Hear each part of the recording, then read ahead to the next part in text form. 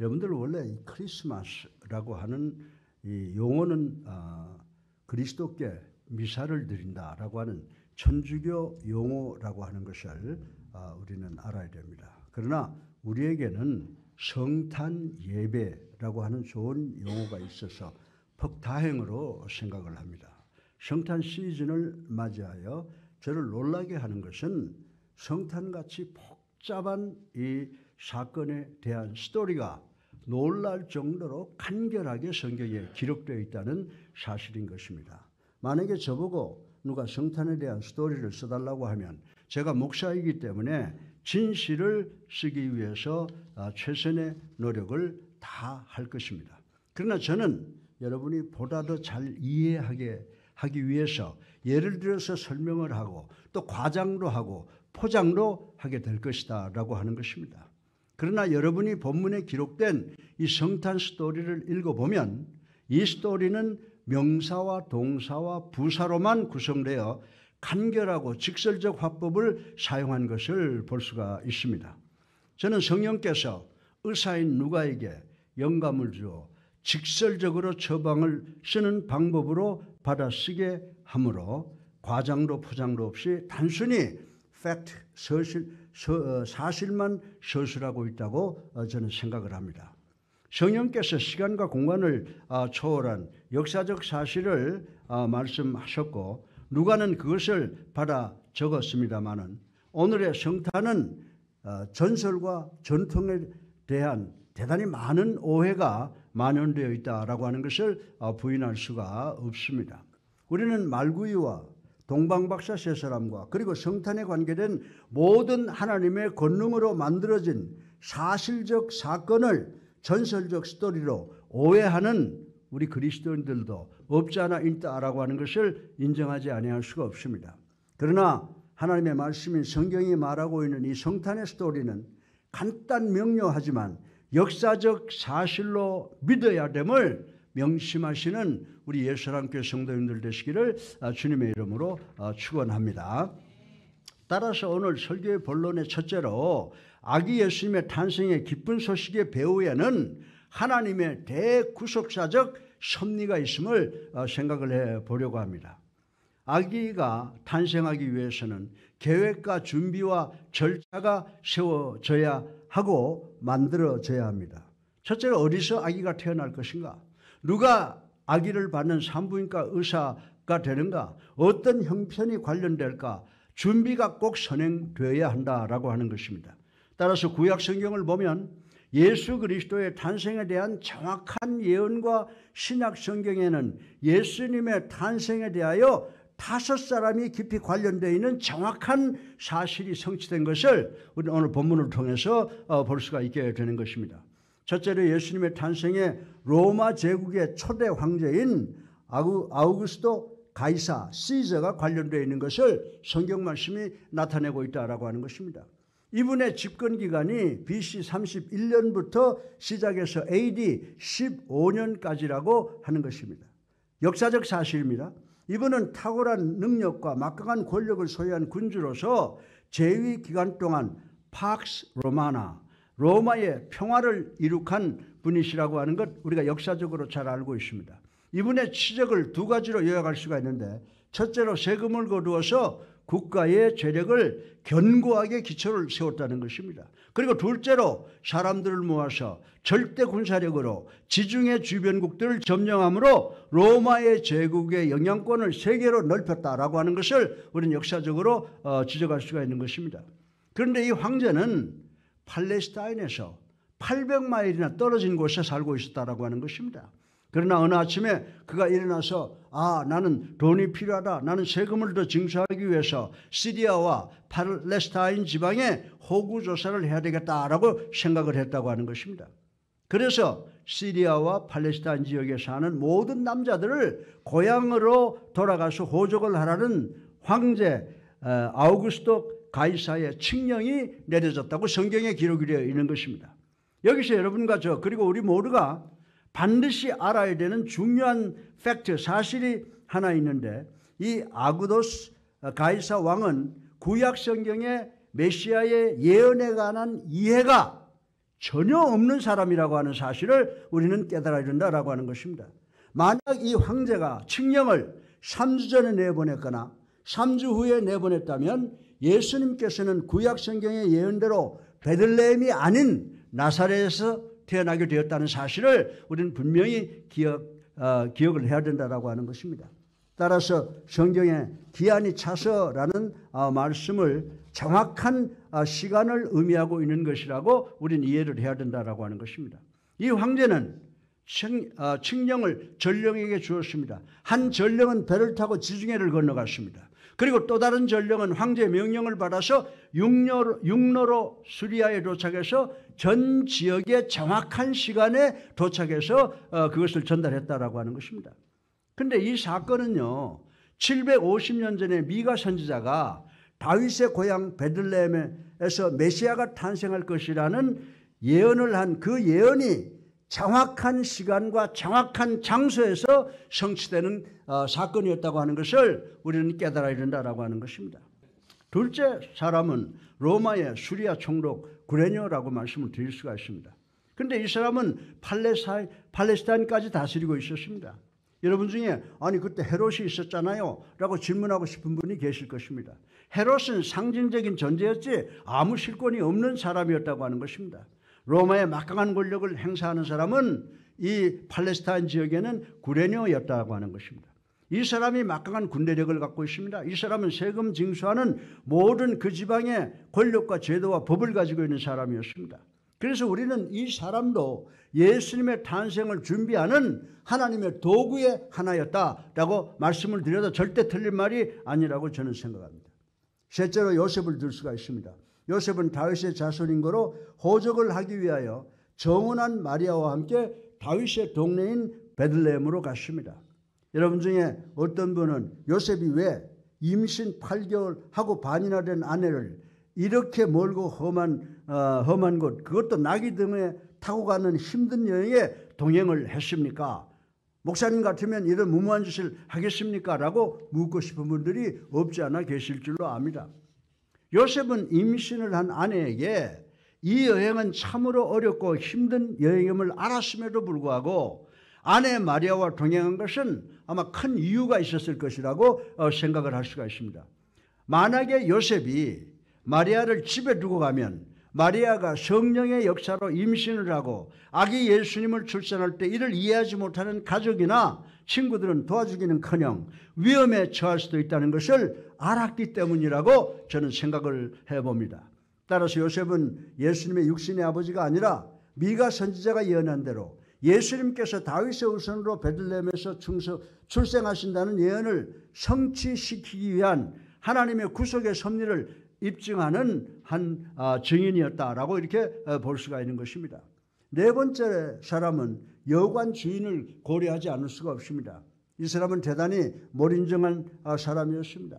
아마도 여관 주인은 방이 없으니 저 땅굴이라도 좋으면 그 속이라도 들어가서 짐승들이 있는 곳에 당신들이 잠잘 곳을 만드시오 라고 했을 것입니다. 그래서 이 부부는 아기를 눕힐 곳이 없어서 마구간의 구유라도 찾아야 했을 것이다 라고 하는 슬픈 상황을 생각해 보았습니다. 이런 식으로 여관 주인도 예수 그리스도의 탄생 준비에 관련되어 있다는 사실을 우리는 인식할 수가 있어야 된다라고 하는 것입니다. 그리고 다섯 번째 사람은 역시 마리아라고 하는 것입니다. 마리아도 예수 그리스도의 탄생에 직접적으로 관련되어 있었습니다. 그 당시 마리아는 여자들에게 왕따를 당하고 있었습니다. 요셉이 마리아가 출산을 할 때 마리아를 도와주었을 것이라고 상상은 할 수 있습니다. 그러나 남자들은요, 여자가 해산할 때는 별 쓸모가 없다고 하는 것 세상이 다 아는 일입니다. 그래서 태어나는 아기 예수님의 수발을 위해서는 마리아가 스스로 했을 것이다 라고 추측을 합니다. 이 다섯 사람 모두가 예수님의 탄생에 관련이 되어 있습니다. 그러나 모든 과정에 직접 개입한 분은 누구실까요? That's right. 예, 하나님이십니다. 이 성탄의 주역은 바로 하나님이시라고 하는 것입니다. 하나님의 주권, 하나님의 계획, 하나님의 비전, 하나님의 예언, 이 모두가 다 하나님께서 하신 일이라고 하는 것을 우리는 깨달아야 되는 줄로 믿으시기를 주님의 이름으로 축원합니다. 그래서 구약에 예언된 말씀이 육신이 되어서 신약에 성취되고 21세기를 살아가는 우리 안에도 사시게 되었다는 사실을 우리 모두는 깨달아야 되는 줄로 믿으시기를 주님의 이름으로 축원합니다. 누가복음서는 이 5 사람들을 통해서 세상의 모든 역사는 우연의 산물이 아니라 역사의 주인이신 하나님의 섭리의 산물임을 가르쳐 주고 있다고 하는 사실을 반드시 기억하고 믿어야 되는 줄로 믿으시기를 주님의 이름으로 축원합니다. 그러면 둘째로 이 아기 예수님의 탄생을 세상에 선포하신 사건을 한번 생각해 보겠습니다. 누가 예수님의 탄생을 알렸습니까? 하나님께서 하셨습니다. 내 아들이 출생했다라고 하나님 아버지께서 직접 알리셨습니다. 우리는 아들을 낳으면 우리 집 대문 앞에 고추를 매달아서 온 동네가 우리 집에 아들이 난 것을 알게 합니다. 그리고 우리는 친구들을 불러놓고 야 내가 아버지가 되었단 말이야. 그것도 아들을 낳았단 말이야 라고 축하 잔치를 스스로 열곤 합니다. 마찬가지로 하나님께서도 당신의 아들에 대해서 대단한 긍지를 느끼신 것 같습니다. 성경을 보면. 자, 우리 다 같이 누가복음 2장 8절로 10절을 한번 읽어보겠습니다. 시작. 그 지경의 목자들이 밖에서 밤에 자기 양떼를 지키더니 주의 사자가 곁에 서고 주의 영광이 저희를 두루비추며 크게 무서워하는지라. 천사가 이르되 무서워 말라 보라. 너희에게 전하노라. 오늘날 다윗의 동네에 너희를 위하여 구주가 나섰으니 곧 그리스도 주시니라. 하나님께서 천사를 통하여 당신의 아들의 탄생을 알렸습니다. 그리고 하늘 찬양대를 통하여 찬양을 하였다는 것입니다. 그러면 하나님께서 누구에게 맨 처음 이 기쁜 소식, 중요한 소식을 알렸습니까? 들의 양치는 목자들이라고 하는 것입니다. 그 당시 목자들은요, 제일 낮은 계급의 사람들이었습니다. 목자의 직업은 요즘식으로 말하면 3D 업종, 사람들이 회피하는 업종이라고 하는 의미가 되는 것입니다. 왜냐하면 이 당시 목자들은 성전에 들어갈 수가 없었습니다. 목자는 정결 사업에 참여할 수가 없었습니다. 목자는 부정한 종류의 사람들이었다고 하는 것입니다. 왜냐하면 저들은 지키는 자, 즉 키퍼들이었기 때문입니다. 그들은 낮밤이 있고 저녁반이 있었습니다. 그리고 밤반이 있었습니다. 이들은 집이 없었습니다. 이들은 들에서 짐승들, 양떼들과 함께 지내야 했습니다. 그들은 종교적으로 격리된 사람들이었습니다. 이들의 종교는 하늘의 태양과 달과 별들입니다. 밤이 되면 하나님과 함께 외로움을 참는 그런 사람들이었다라고 말씀을 드릴 수가 있습니다. 이 당시 목자들은요, 법정에 나가서도 증언도 할 수가 없는 그런 부류의 사람들이었습니다. 이들은 초원을 따라서 이곳저곳으로 이동하는 무리들입니다. 그러므로 남의 것을 훔치거나 거짓말을 잘합니다. 따라서 사회에서 완전히 격리된 사람들이라고 취급을 했습니다. 그럼에도 불구하고 하나님께서 당신의 아들의 탄생을 이 천한 목자들에게 먼저 알렸다고 하는 사건입니다. 믿을 수가 있는 일입니까? 왜 그렇습니까? 당신의 독생자의 탄생, 가장 귀하고 좋은 소식입니다. 그런데 가장 낮고 천한 자들에게 먼저 전하셨다라고 하는 것입니다. 왜 그러셨습니까? 어쩌면 이때 베들레헴 목자들만 있었기 때문일는지도 모릅니다. 예수 그리스도께서 태어나실 것을 제공하지를 못했습니다. 어쩌면 그것이 이유일는지도 모르겠습니다. 그러나 그것보다 더 심오한 이유가 있는데, 그리스도께서는 비천한 자들의 친구로 오셨다는 말씀을 강조하기 위한 것이라고 생각을 합니다. 그러면 베들레헴 들판에 비천한 목자들이 있었다는 사실이 여러분과 나를 포함한 21세기를 살아가는 우리들에게 주는 의미는 무엇이냐라고 하는 것입니다. 베들레헴 근방에 유월절 기간이 아니고는 양떼를 모을 수가 없었다고 하는 것입니다. 따라서 양떼가 베들레헴 근방에 있었다는 것은 적어도 6월절 30일 전쯤 된다고 해석을 할 수가 있다라고 하는 것입니다. 그리고 베들레헴 근방에 양이 있다는 것은 양을 6월절 제물로 사용하기 위한 목적이 있는 것입니다. 이 양들은 6월절에 이스라엘 백성들의 죄를 속죄받기 위한 희생 제물이 되기 위해서 그곳에 모아둔 것이라고 하는 것입니다.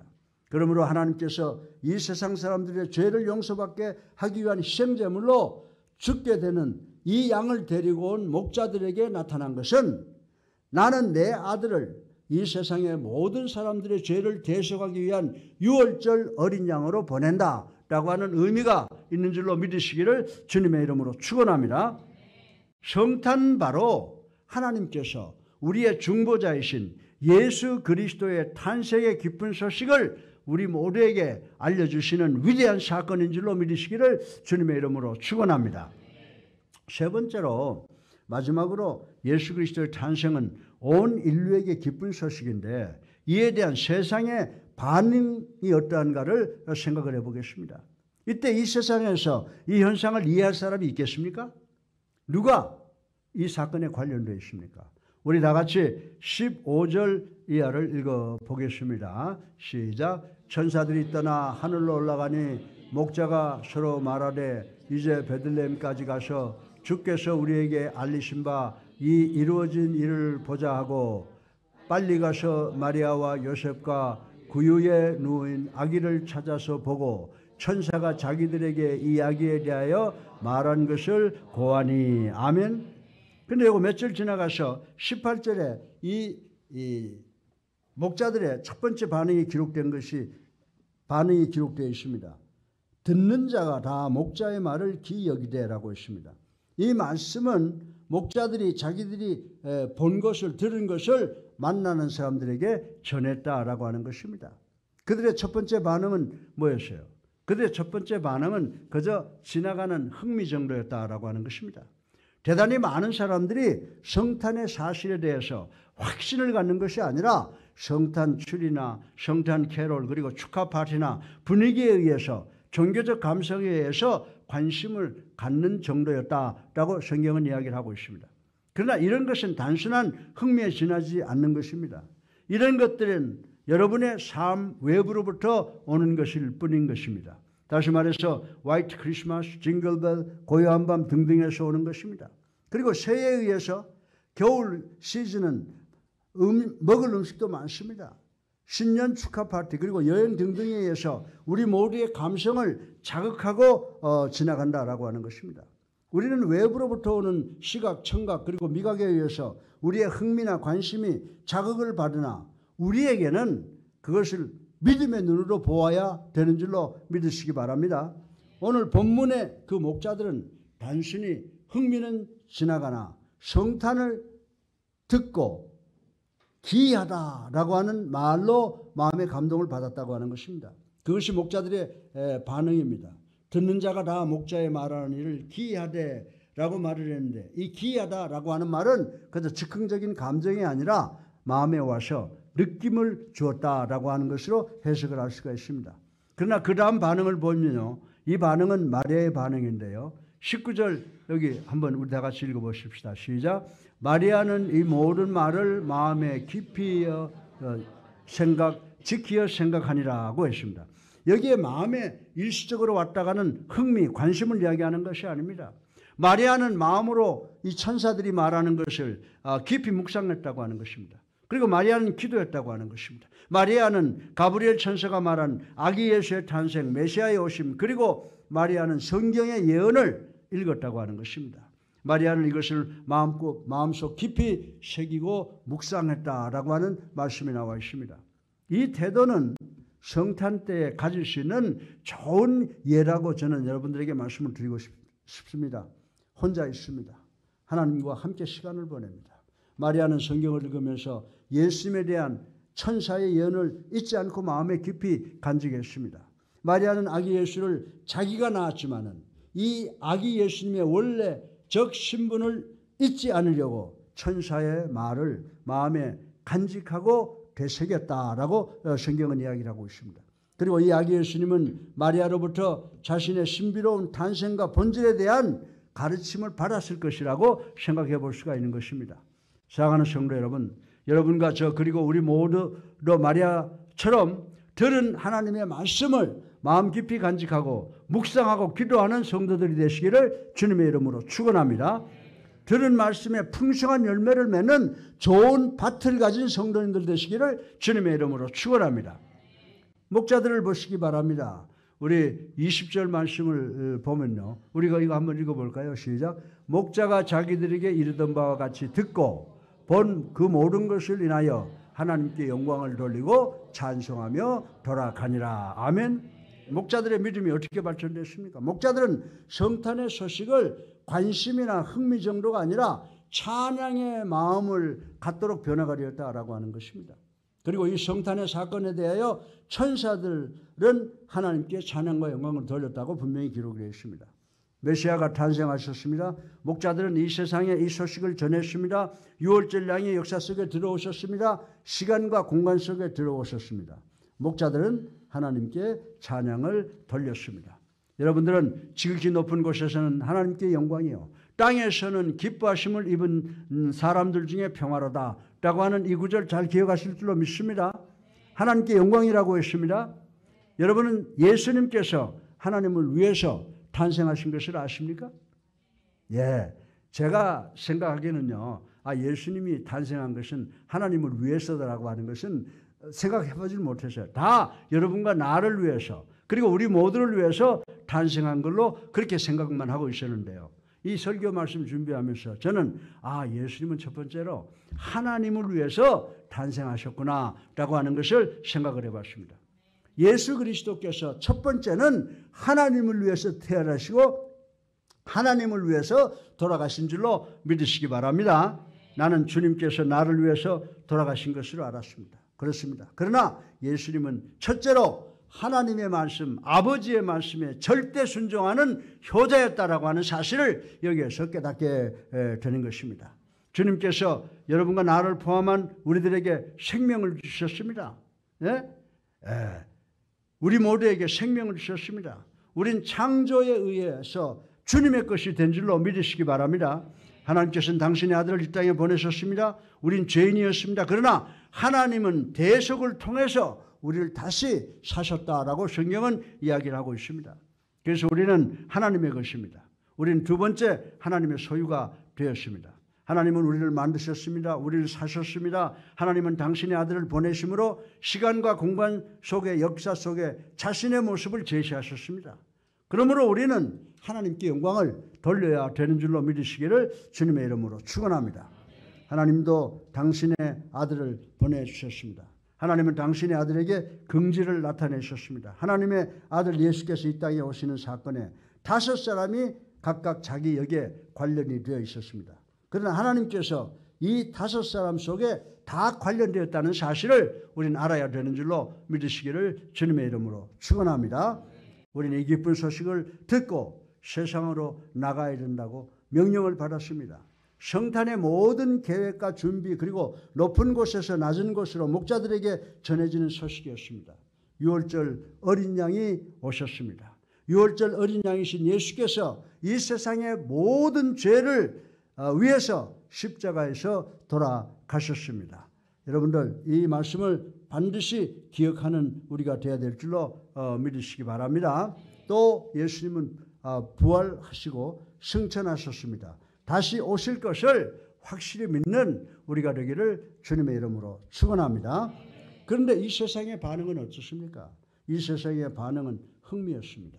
그런데 이 흥미는 다 지나가 버렸습니다. 그러나 목자들은 기이하게 여겼다고 말했고 마리아는 마음에 새기고 묵상했다 그랬습니다. 그리고 결국 목자들은 하나님께 영광을 돌렸습니다. 높은 곳에서는 하나님께 영광이요라고 노래했음을 명심하시는 우리 모두가 되시기를 주님의 이름으로 축원합니다. 그래서 여러분들 좋은 밭과 나쁜 밭이 있죠. 좋은 밭은 뭡니까? 씨앗을 뿌리면은 가을이 되면 좋은 열매를 풍성히 열린다라고 하는 것 우리 잘 알고 있습니다. 우리 예수랑교회 성도 여러분, 우리가 이제 하나님의 말씀을 잘 받아서 이제 예수 그리스도의 탄생과 예수 그리스도의 그 사역과 예수 그리스도의 십자가의 죽음과 예수 그리스도의 그 부활, 승천까지 우리가 압니다. 이제 우리가 예수 그리스도의 재림을 확실하게 믿어야 되는 줄로 믿으시기 바랍니다. 그래서 유대나라 땅에 보게 되면 그 백성들 중에 바리새인들이 있고 서기관들이 있었지만 거기에 소수의 렘넌트가 있었다고 하는 사실을 기억하고 우리가 21세기의 렘넌트가 되시기를 주님의 이름으로 축원합니다. 언젠가 예수님께서 부활하실 때 성탄의 사실을 확실한 진리의 사건으로 믿는 우리가 예수 그리스도를 양팔을 벌리고 맞이할 수 있는 렘넌트, 마지막 성도들이 되시기를 주님의 이름으로 축원합니다.